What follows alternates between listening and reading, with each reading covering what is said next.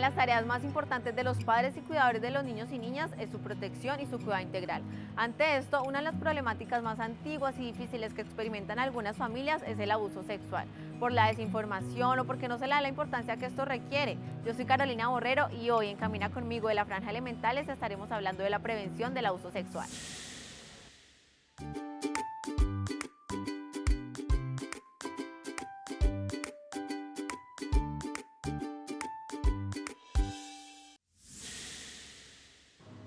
Hola a todos, hoy nos encontramos con Angélica Delgado, magíster en intervención social y especialista en familias. Angélica, bienvenida, muchas gracias por estar aquí. Hola, muchísimas gracias a ustedes por invitarme y estoy feliz de estar de nuevo en este espacio. Bueno, y este tema es bastante delicado y pues bastante complejo también de abordar porque es la prevención del abuso sexual, es una experiencia que ninguna familia quiere vivir, pero que varias familias en nuestro país y en el mundo en general tienen que pasar por esto. Entonces, ¿cómo podemos empezar a abordar este tema dentro de la familia?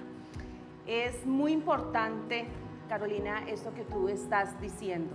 Creo que una de las cosas más comunes en las familias donde se presenta abuso sexual es que todavía el tema del abuso sexual es un tabú, ¿no?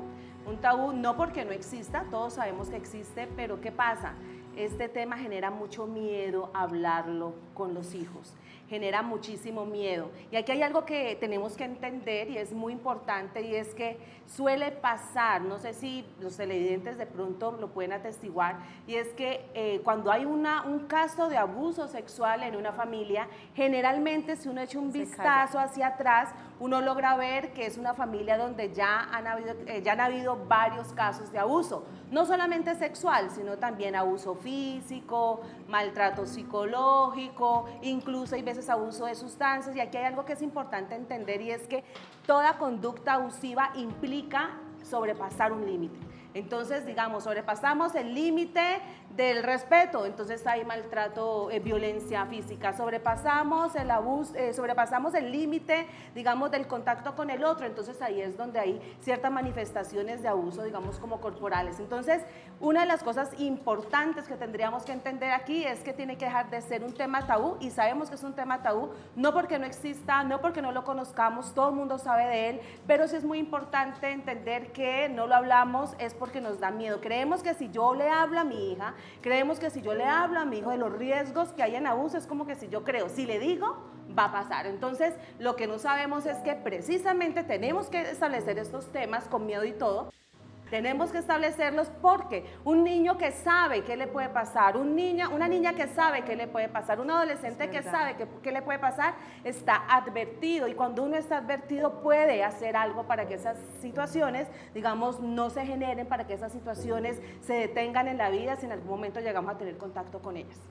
Sexualmente no solamente es penetración, o sea, también es violencia que los tocan, que de pronto, como tú decías, les pegan, los tratan mal, entonces eso también es un tipo de abuso que de pronto pensamos que solamente existe el abuso sexual y hay muchos tipos. Exacto, solamente pensamos que existe el sexual y el físico. Sí, se me olvidó ahorita hablarles sobre el abuso sexual, claro que sí, incluso en el abuso sexual también hay algo que es importante y es que no necesariamente, decías tú, tiene que haber penetración, claro que sí, hay una relación donde el abuso siempre sexual se da cuando hay una relación de dominación, donde hay una persona que es dominada por un otro, incluso carnalmente, pero también, digamos, a nivel verbal, conversaciones eróticas donde ese otro no está, por ejemplo, en edad para escuchar o para establecer. Se da incluso a través de la seducción. Entonces seduzco, entonces vamos a jugar al caballito y se genera, digamos, un juego muy lógico para los adultos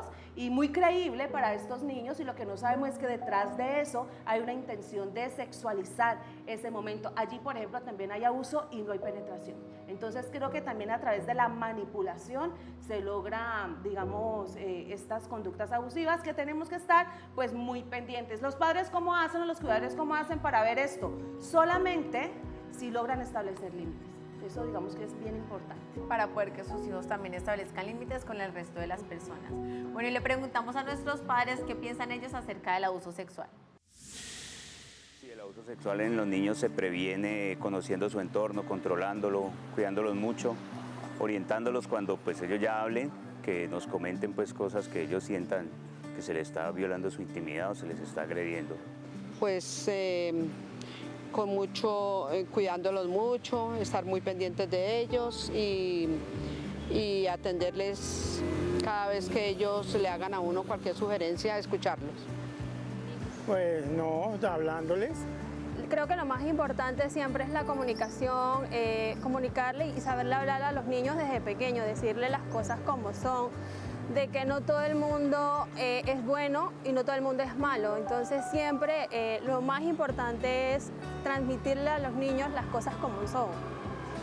Yo creo que uno siempre tuvo como en la infancia como ciertos momentos de dificultades, por lo menos en mi ejemplo. Pero te cuento de que si uno se comunica y prepara al niño para saber cuáles son sus partes del cuerpo que tienen que conocer y cuáles hay que tenerlas como cuidado, yo creo que sí es bueno tener una comunicación desde muy niños, que esa parte tiene que ser cuidada porque existe. Pero mira que estos papás están bien informados, porque realmente eso es cierto. Debemos nombrar las partes del cuerpo por su verdadero nombre, la vulva, el pene, no digamos la cosita, el pirulito, porque entonces van los niños a la casa a decir, mamá, es que la cosita, y entonces, ¿cuál cosita? Y como hay como una falta de comunicación entre el papá y el hijo, y también es importantísimo que haya confianza. Y ahí está ese vínculo que tenemos con nuestros hijos, porque si ellos confían en nosotros, van a ser capaces también de contarnos eso que les está sucediendo. Eso es muy importante, la comunicación es un factor protector, ¿no?, en este tema de los abusos. Y cuando hablo de la comunicación, hablo de que los padres deben establecer confianza en sus hijos. ¿Y cómo se establece la confianza?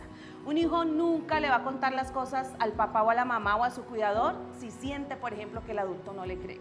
Y yo pienso que esto es bien importante. Uno de los casos donde más, digamos, abuso existe es cuando estos niños van y le cuentan a mamá, mamá, es que mi tío me está haciendo esto, o es que el vecino me hizo esto, o es que mi papá o mi mamá me está haciendo eso, es que tal persona me está haciendo eso. Y muchas veces estos adultos no les creen, entonces les dicen, no, ¿cómo se te ocurre? Es que seguramente sentiste mal, es que seguramente viste mal. A todos los padres o cuidadores que nos están viendo en este momento y nos están escuchando, creo que aquí el mensaje es clarísimo. Hay que creerles y hay que escuchar a estos niños, hay que escucharlos. Siempre en su queja, en su comentario, siempre hay algo que ustedes tendrían que averiguar. Y ahora, no esperemos a que ellos lo hablen. Creo que también un niño o una niña que es abusado siempre va a generar manifestaciones tempranas. Por ejemplo, se va a quejar mucho de ese adulto o de esa otra persona o de ese compañerito, o va a tener muchísimo miedo de ir al colegio, o no va a querer volver a ciertas actividades, fútbol. Yo no quiero volver allá, mamá o papá, o yo no quiero estar más con mi tío, yo no quiero estar más en este lugar. O por ejemplo, se empiezan a retraer y es que no hablan, se vuelven mucho más callados, empiezan a estar más digamos, tristes, o por ejemplo, se vuelven tienen conductas más sexualizadas. ¿Qué quiere decir eso? Un niño, por ejemplo, que empieza a erotizarse, empieza a hablar de pornografía, empieza, por ejemplo, a jugar seductoramente, de manera seductora con papá, con mamá, con las hermanitas, son señales. ¿Cuál es el problema? El problema del abuso, más allá de que pase, es que no se detecta. ¿Y por qué no se detecta? Porque a los adultos les da miedo detectarlo. Porque a los adultos se niegan, y es que somos expertos evadiendo la realidad. Entonces, ¿cuál es el problema? Que si yo estoy viendo esto y lo evado, no lo asumo, no pregunto por qué, porque temo tomar decisiones, porque si eso va a implicar hablar con un hermano, hablar con la pareja, hablar con tal persona, deshacer un vínculo con esa persona, pues eso hay que hacerlo, ¿no? Entonces, nos cuesta mucho porque, como te decía ahorita, el asunto del abuso sexual es algo que viene incluso como una historia familiar, un peso familiar. ¿Por qué? Porque estamos enseñados a que cuando eso pasa, no hables. Eso es mentira. O bueno, sí, manejémoslo entre las dos y no le cuentes a mamá, no le cuentes a papá. ¿Por qué mamá? Porque no podemos, o ¿por qué papá? Porque no podemos hacer de esto un problema. Entonces empezamos a transmitir en la misma comunicación una información donde eso lo tienes que tolerar, eso lo tienes que aceptar, eso es lo que tú mereces, o ante situaciones de abuso, ¿qué es lo que hay que hacer? Tienes que quedarte en silencio. Entonces creo que la comunicación es bien importante porque es una de las principales o primeras alarmas que podemos nosotros tener, además de, como les decía ahorita, la parte, digamos, del comportamiento de estos niños que siempre, papitos y cuidadores, siempre los niños lo van a estar manifestando, tenemos que estar alertas.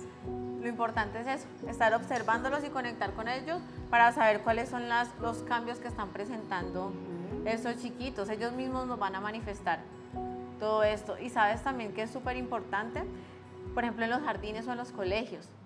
También, cuando yo no quiero a esa profesora, no me quiero quedar allá y llora y llora y llora, ¿por qué? Y cuando me da miedo de pronto ir porque de pronto no es verdad, de pronto sí, me da pena porque de pronto me estoy equivocando. Entonces también como padres, como empoderarnos, si es que es mi hijo y que si me quedo callada y no voy y hablo, si no voy y no le pregunto al tío o si no le creo, pues mi hijo es el que se va a ver perjudicado. Claro, cuando un niño o una niña se acerca a su adulto y le dices que está pasando esto con tal persona, él lo hace, por supuesto, con una necesidad. ¿Cuál es esa necesidad, Carolina? Buscar apoyo y ayuda frente a ese adulto. ¿Qué pasa si yo como adulta, mamá, por ejemplo, le digo a mi hijo me está diciendo que alguien la tocó? Y yo le digo, no, mi amor, deje así, no le ponga cuidado a eso. Ahí estoy transmitiendo una información donde, es decir, en todas las situaciones de abuso, tú tienes que dejar, tú lo tienes que aceptar, tú lo tienes que soportar, no se va a hacer nada. ¿Cuál es el problema de esto? Que esta niña va a crecer y cuando uno crece bajo estas condiciones, el ser humano, Carolina, como hace una cosa, las hace todas. Si esos papás dieron este mensaje, por supuesto que ese es el mensaje que dan con todas las cosas. El problema es que todos estos niños crecen y cuando crecen, evidentemente, más adelante no solamente van a quedarse expuestos y van a ser vulnerables a un abuso sexual, sino también, como decíamos ahorita, todos los tipos de abusos. Claro. Abusos donde se sientan maltratados, donde consigan parejas, por ejemplo, donde se sientan vulnerables, maltratados, y ellos siempre se quedan con la sensación de que no pueden hacer más nada, se vuelven completamente dependientes. Entonces, claro, creo que eso es algo importante que hay que tener ahí presente. Claro, tengo que callar y tengo que aguantarme esto. Ese es el mensaje que le estamos dando cuando no les creemos.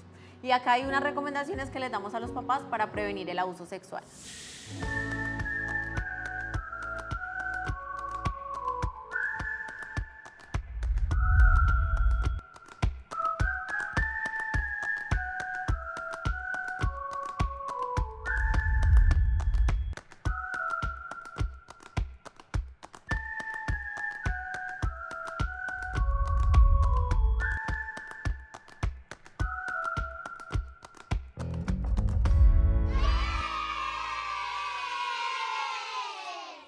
Qué buenas recomendaciones para tener en cuenta en todos los hogares, muy, muy valiosas. Angélica, muchísimas gracias por esta información que realmente en todas las casas deberíamos tener. Mil gracias a ustedes por esta valiosa invitación, gracias por estos temas tan maravillosos, sobre todo que ayudan tanto, tan maravilloso y sobre todo que ayudan tanto a las familias. Gracias a ustedes. Así es. Bueno, esto fue todo por hoy, nos vemos en un próximo capítulo en Camina Conmigo.